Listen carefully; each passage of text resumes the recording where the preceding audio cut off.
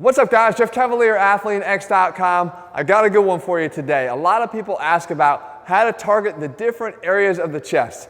And I'm going to show you exactly how to do it. I'm going to actually show you a foolproof, simple way for you to identify any chest exercise that does it. And of course, I broke out the muscle markers to show the anatomy to prove what it is I'm trying to teach you here today.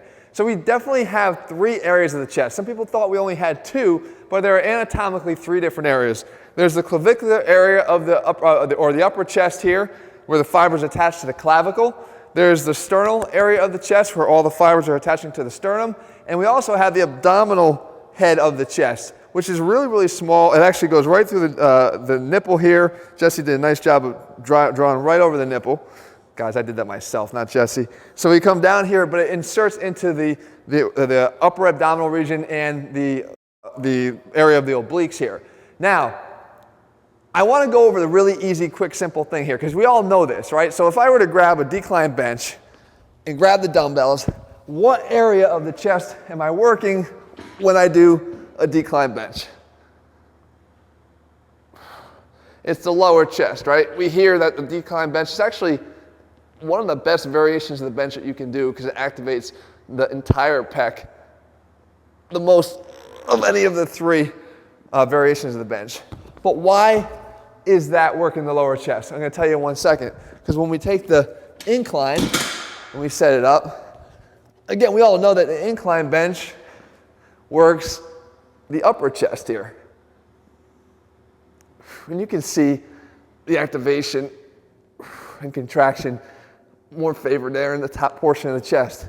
Okay, so here's the big reveal. We know obviously that the flat bench works more of the middle. The big reveal is what happened, where's the arm position during the incline bench?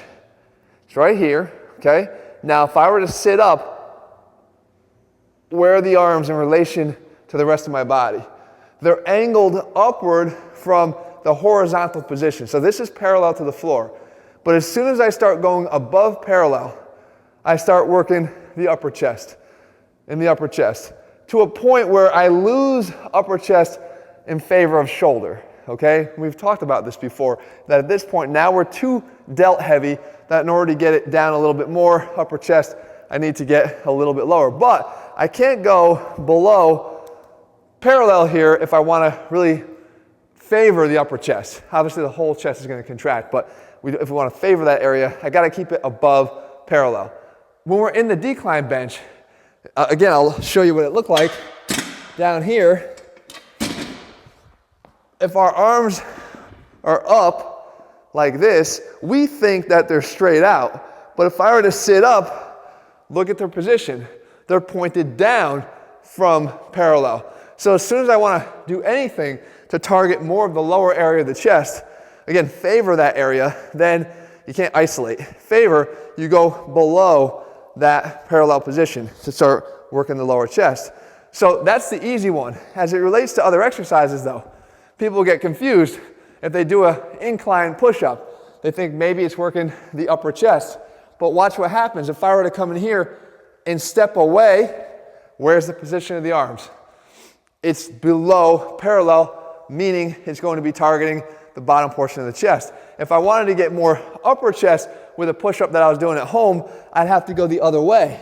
I have to go where I'm pointing down and coming that way.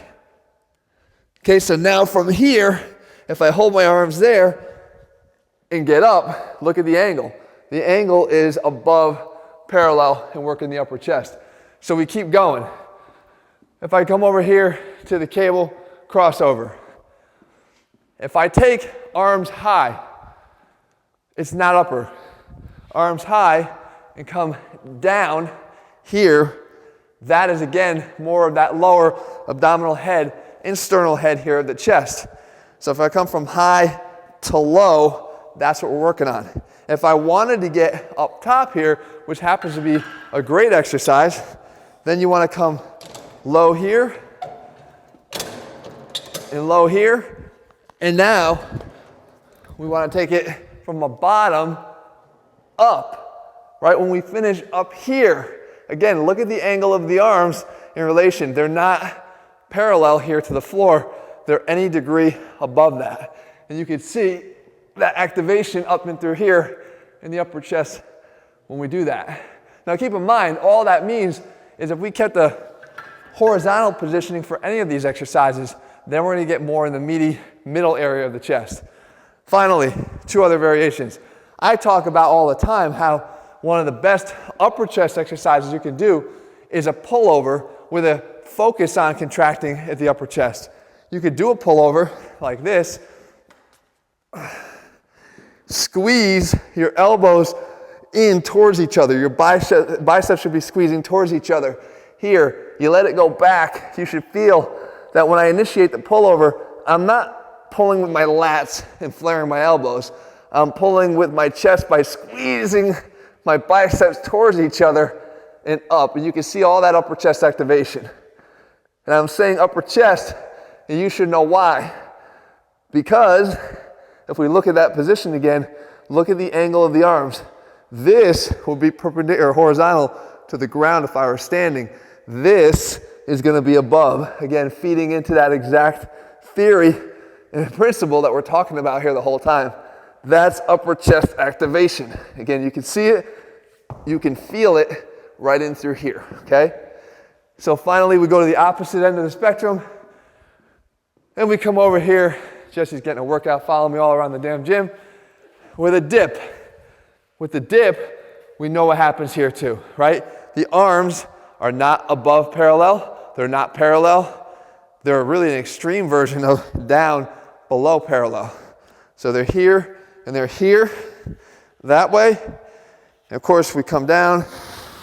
You can see the extra stretch right there on the blue area of my chest, and come up and down and up. See, the biggest stretch is on that lower area of the pec and down, but we know more than just the stretch is the fact that, again, the arm position is here, and that's where I'm working from. So whatever other exercise you want to think of for chest, guys, let me know. I'll explain it if I have to in a future video, but they all follow suit. Wherever it is you're trying to target, the anatomy is going to show you how to target it. Follow the fibers is what I always say. You don't have to go out and draw all over yourself with a muscle marker, but if you understand just this quick little tip about the position of the arms, you'll never get it wrong. Guys, if you're looking for a program that puts the science back in strength, takes the details seriously, because the details matter, and understanding the details is what makes it a lot easier for you to get much more out of your workouts. We put a whole program together over at ATHLEAN-X. Find the one that's best matched to whatever goal it is that you're trying to achieve at the moment by using our program selector in the link below this video. In the meantime, if you found the video helpful, leave your comments and thumbs up below. Let me know what else you want me to cover, and I'll do my best to do that for you in the days and weeks ahead. Even if I have to break out the markers again, Jesse, stay away from my nipple, I will do that. All right, guys, see you soon. Bye.